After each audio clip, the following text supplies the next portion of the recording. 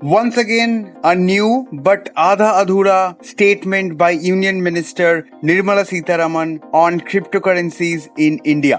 भाई ये लोग टैक्स एंड जीएसटी भी ठोकने वाला है। कोई बात नहीं, आई गॉट योर बैक। मेरे पास एक प्लान है कि कैसे ये टैक्स एंड जीएसटी को अवॉइड कर सको, पर्टिकुलरली ऑन क्रिप्टो करेंसीज। साथ ही साथ वीडियो के एंड पे अगस्त का 3 ऐसा ऑल्ट कॉइन्स है जहाँ पे आप इन्वेस्ट करना चाहोगे आगे जाके, तो जान लीजिए वीडियो के एंड तक सारे के सारे क्वेश्चन का सवाल। Hey guys, this is Dev from Bitbull. I hope you all are doing well and good. Market फिर से ग्रीन लाइट पे आ गया है, और क्या चाहिए। बट वेट अ लिटिल, बहुत कुछ देखने को बाकी है। 3 ऐसा ऑल्ट कॉइन जो कि बहुत ज्यादा एक्सप्लोर हो चुका है और भी ज्यादा एक्सप्लोर होने वाला है ये पूरा का पूरा अगस्त तक, जिसका इफेक्ट रहेगा। साथ ही साथ फाइनेंस मिनिस्टर का जो स्पेशल इंटरव्यू था उस पे निर्मला सीतारमन जी ने ये साफ साफ बताया है कि Indian government are not against crypto currency, क्योंकि दुनिया का सबसे बड़े बड़े देश क्रिप्टो करेंसी को अपना रहा है। वो लोग अपने तरीके से क्रिप्टो करेंसी को यूज कर रहा है, तो इट्स वेरी क्लियर कि क्रिप्टो करेंसी को छोड़ के आगे जाने का सवाल ही नहीं है। तो it means a clear signal that crypto currency will be accepted in India. But साफ साफ ये भी बोला है कि ये एक एसेट क्लास, लाइक आपका mutual fund so called, then fix deposit, ये सब चीजों के जैसा एसेट क्लास में ये लोग एक्सेप्ट नहीं करेगा। साथ ही साथ आरबीआई ने बोल दिया है कि इन रिसेंट टाइम्स इंडिया में as a payment system crypto currency को यूज नहीं कर सकते। कोई बात नहीं भाई, आप वॉलमार्ट पे शॉपिंग कीजिए, एएमसी में मूवी देखिए, टेस्ला का कार खरीदिए, और भी बहुत सारे ऐसा ऑप्शन है क्रिप्टो करेंसी को यूज करने के लिए। साथ ही साथ एक ऐसा हिंट भी मिला है कि जीएसटी भी लागू हो सकता है क्रिप्टो करेंसी ट्रेडिंग पे। जीएसटी का जो फुल फॉर्म आता है goods and service tax, crypto currency को एज अ सर्विस ले रहा है ये लोग। मतलब ट्रेडिंग के टाइम पे आपको नहीं, जो प्लेटफॉर्म आप यूज करोगे इंडिया पे, उस प्लेटफॉर्म के द्वारा ये जीएसटी लागू होगा। मतलब घुमा के अगर मैं अपना नाक पकड़ूं तो ये वैसे वाला बात है, जीएसटी आपको ही देना पड़ेगा। आप डायरेक्ट सरकार के घर में नहीं दे रहे हो, आप एक्सचेंज प्लेटफॉर्म पे पे कर रहे हो वो जीएसटी, जो कि एक्सचेंज प्लेटफॉर्म को गवर्नमेंट को पे करना पड़ेगा।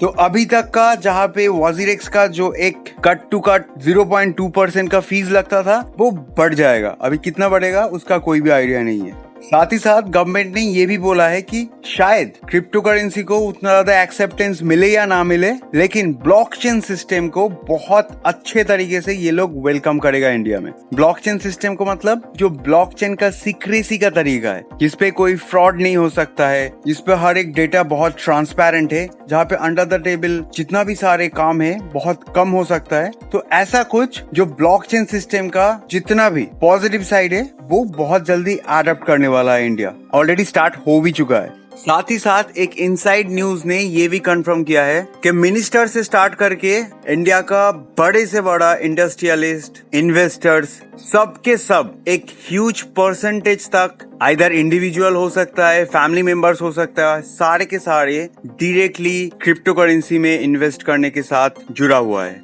Now, अभी का जो सबसे बड़ा मसला है which is how to avoid those taxes and GST, क्योंकि crypto currency is supposed to be decentralized, but government के तरफ से ये जो सेंट्रलाइज करने का तरीका है by putting GSTs, taxes and all this thing, not only Indian government, each and every governments are trying to pull their trigger on cryptocurrencies, because ये एक बहुत ही बड़ा फंड है। ये दुनिया का नक्शा चेंज करने वाला है आने वाले कुछ सालों में। Now you have to think like a proper traders. जितना भी बिग इन्वेस्टर्स है, जिसको क्रिप्टो करेंसी वेल्स कहते हैं, एक ह्यूज अमाउंट ऑफ बिटकॉइन एक पर्टिकुलर वॉलेट पे होल्ड है।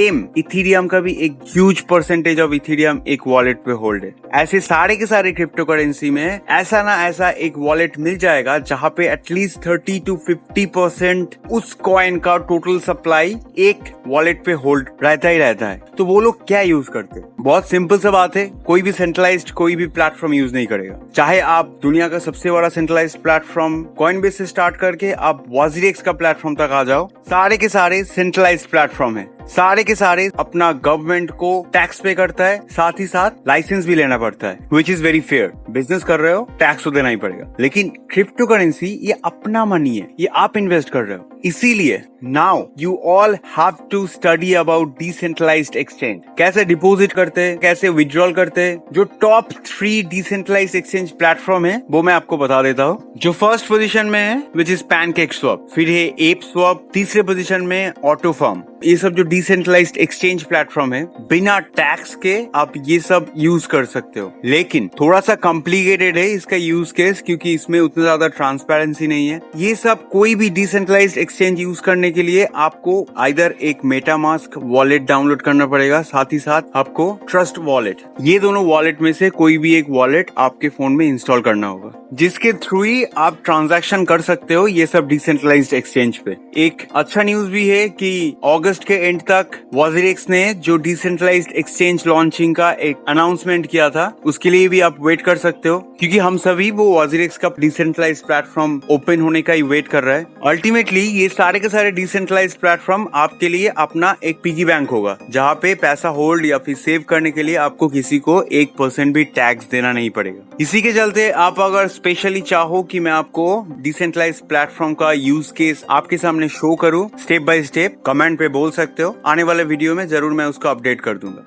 Now all eyes on the market. कल जब सारे के सारे majority of coins including Ethereum and bitcoin जब इतना डाउन था, हालांकि आज भी इथेरियम एंड बिटकॉइन डाउन ही है, सेम टाइम पे 3 कॉइन, एक Solana, second Luna, third avalanche, ये तीनों कॉइन स्काई रॉकेट था। कल सोलाना के ऑल टाइम रिकॉर्डेड प्राइस गया था $80, कुछ 6139 के आसपास। जो लूना है which is a d phi token, Luna अभी भी ऊपर जा रहा है, कल से लेके आज तक 24 आवर्स में 33% अप है, एंड डॉट भी कहीं ना कहीं अपना रास्ता बना रहा है। मैं अगला वीडियो में ये डॉट एंड सोलाना के बारे में क्लियरली मेंशन किया था। आज मैं और एक कॉइन जो ऐड करना चाहता हूँ which is Luna, already explode कर चुका है, लेकिन इसका इफेक्ट आगे भी रहेगा और बहुत दिन तक रहेगा, क्योंकि ये एक डीफी बेस्ड टोकन है, डिसेंट्रलाइज्ड फाइनेंस। एक इन्वेस्टमेंट का एक अच्छा रूल से पता है क्या है, जितना भी एंजल इन्वेस्टर्स है, मतलब जितना भी स्टार्टअप इन्वेस्टर्स है ना, वो लोग कंपनी पे इन्वेस्ट नहीं करता है, क्योंकि कंपनी एग्जिस्ट ही नहीं करता है तब तक। वो लोग इन्वेस्ट करता है आइडिया पे कि ये वाला आइडिया चलेगा या नहीं चलेगा। तो सेम वे एवलांसा, सोल, लूना, कुछ दिनों पहले जो एनएफटी टोकन था एक्से इन्फिनिटी, जिसका जुलाई तक उसका प्राइस था $3, आज उसका प्राइस है $68। ये सब कॉइन्स का जो भी प्रोटोकॉल, जो भी प्रोजेक्ट्स है ना, इस पे बिलीव कीजिए, खुद से स्टडी कीजिए, फिर इन्वेस्ट कीजिए। हालांकि सारे के सारे कॉइन्स, ये 4-5 जो कॉइन्स बोला, ये सब कॉइन्स ऑलरेडी बहुत अप है। आप चाहो तो होल्ड करो, प्राइस नोट डाउन करना स्टार्ट करो, जब आपको अपना कंफर्टेबल पोजीशन मिलेगा छोड़ना मत। ये सब कॉइन्स बहुत आगे तक जाएगा और आपको अपना पोर्टफोलियो में भी देख के एक सेटिस्फेक्शन देगा ये। So that's it from my side. I hope you will like this video. साथ ही साथ सारे के सारे जितना भी मैंने कॉइन्स का अपडेट दिया, आपको अगर